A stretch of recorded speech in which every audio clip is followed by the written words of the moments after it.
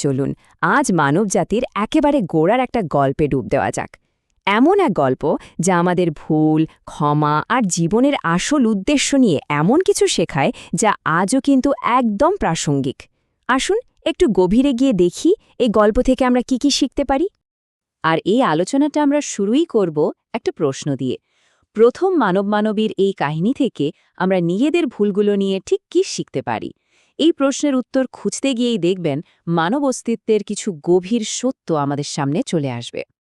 তো গল্পটা শুরু হচ্ছে একেবারে সৃষ্টির শুরুতে। আল্লাহ ঠিক করলেন তিনি এক বিশেষ উদ্দেশ্যে প্রথম মানব আদমকে সৃষ্টি করবেন। পরিকল্পনাটা কি ছিল?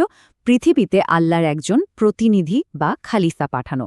আর মজার ব্যাপার হলো এই প্রতিনিধির সৃষ্টি কিন্তু খুব সাধারণ একটা জিনিস থেকে, মাটি। এটা আমাদের একটা দারুণ কথা মনে করিয়ে দেয়, তাই না? যে মানুষের শুরুটা হয়তো খুব সাধারণ, কিন্তু তার উদ্দেশ্যটা অনেক বড়। আর এখানেই আদমকে একটা বিশেষ মর্যাদা দেওয়া হলো। তাকে এমন এক জ্ঞান দেওয়া হলো যা আর কাউকেই দেওয়া হয়নি, এমনকি ফেরেশতাদেরও না। তাকে শেখানো হলো সব কিছুর নাম। এটা কিন্তু শুধু কিছু তথ্য মুখস্থ করার মতো ব্যাপার ছিল না, এটা ছিল এক গভীর প্রজ্ঞা যা পৃথিবীতে তার দায়িত্ব পালনের জন্য ছিল অপরিহার্য। আর ঠিক এখানেই গল্পের প্রথম বড় সংঘাতটা তৈরি হয়। একটা পরীক্ষার সামনে আসে যা আনুগত্য আর অহংকারের মধ্যে একটা স্পষ্ট দেয়াল তুলে দেবে। ফেরেশতাদের হুকুম করা হলো আদমকে সিজদা করতে। কেন? এটা ছিল আদমের প্রতি সম্মান, আসলে আদমের ঐশ্বরিক জ্ঞানের প্রতি এক প্রতীকী সম্মান। আর ফেরেশতারা সবাই সে আদেশটা পালন করলেন, তাদের বিনয় আর আনুগত্যের প্রমাণ দিলেন। কিন্তু একজন ছিল যে এই আদেশ মানেনি, ইবলিস। সে অহংকার আর গর্বের কারণে সেজদা করতে অস্বীকার করল। তার যুক্তি ছিল সে আগুনের তৈরি আর আদম মাটির, তাই সে শ্রেষ্ঠ। এই যে নিজের শ্রেষ্ঠত্বের অহংকার, এটাই তাকে আল্লাহর আদেশ অমান্য করতে বাধ্য করল। আর এখানেই গল্পের মোড়টা ঘুরে গেল। এর ফল কি হল? খুবই ভয়াবহ।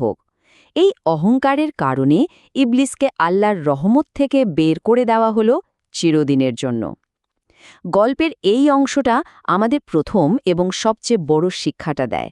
অহংকারই হল পতনের মূল কারণ। আচ্ছা, এবার গল্পের দৃশ্যপট একটু বদলাচ্ছে। আমরা চলে যাচ্ছি জান্নাতে। আর এখানেই মানবজাতির জন্য পরের গুরুত্বপূর্ণ পরীক্ষাটা অপেক্ষা করছিল। ভাবুন তো, জান্নাতে আদম আর হাওয়া আছেন। তারা সেখানকার সব কিছু উপভোগ করতে পারতেন, কোনো বাধা ছিল না।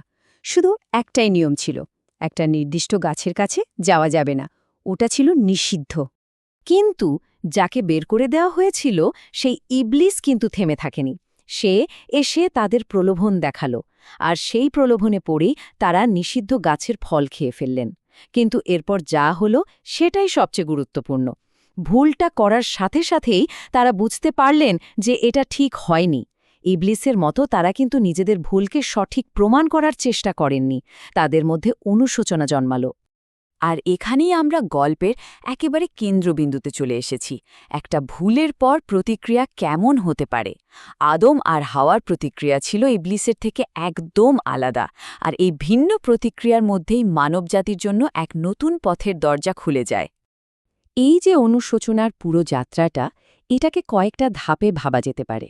প্রথমে একটা ভুল হলো, এরপর সেই ভুলের উপলব্ধি আসলো, তারপর তারা দুজন মিলে ক্ষমার জন্য প্রার্থনা করলেন, আর সব শেষে আল্লাহর করুণা লাভ করলেন।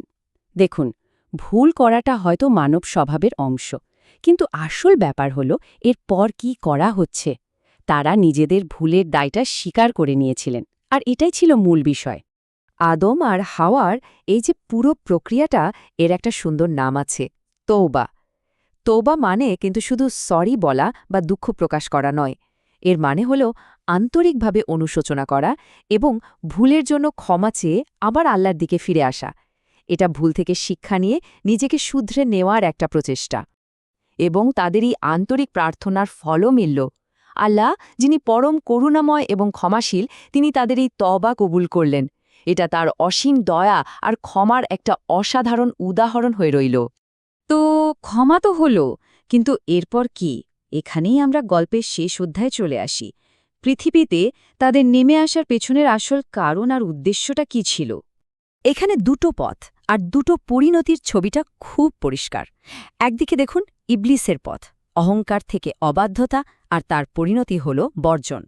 অন্যদিকে আদমের পথ, একটা ভুল, তারপর অনুশোচনা, আর তার ফল হল ক্ষমা এবং একটা নতুন উদ্দেশ্য লাভ। দুটো পথ একদম ভিন্ন, দুটো গন্তব্য। এজন্যই পৃথিবীতে নেমে আসাকে শুধু একটা শাস্তি হিসেবে দেখাটা ঠিক হবে না, বরং এটা ছিল মানব জীবনের সূচনা, সমগ্র মানবজাতির জন্য একটা ঐশ্বরিক পরীক্ষা। এটা এমন একটা জায়গা যেখানে শেখা পাঠগুলো কাজে লাগানোর সুযোগ দেওয়া হয়। তাহলে পুরো গল্পটা থেকে আমরা কি শিখলাম? কয়েকটা মৌলিক শিক্ষা কিন্তু আমাদের সামনে পরিষ্কার। ১. অহংকারী পতনের মূল কারণ। ২. ভুল হয়ে গেলে আন্তরিকভাবে অনুশোচনা করতে হবে। ৩. যারা ক্ষমা চায়, আল্লাহর করুণা তাদের জন্য সবসময়ই খোলা। আর ৪.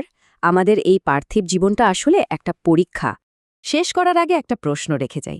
জীবন যদি একটা পরীক্ষাই হয়, তাহলে এর একেবারে প্রথম অধ্যায় থেকে আমরা চূড়ান্ত কোন শিক্ষাটা নিতে পারি? মানবজাতির প্রথম ভুলের এই কাহিনীটা কিন্তু শুধু একটা পতনের গল্প নয়, বরং এটা ক্ষমা, শিক্ষা আর নতুন করে শুরু করার এক অসাধারণ গল্প।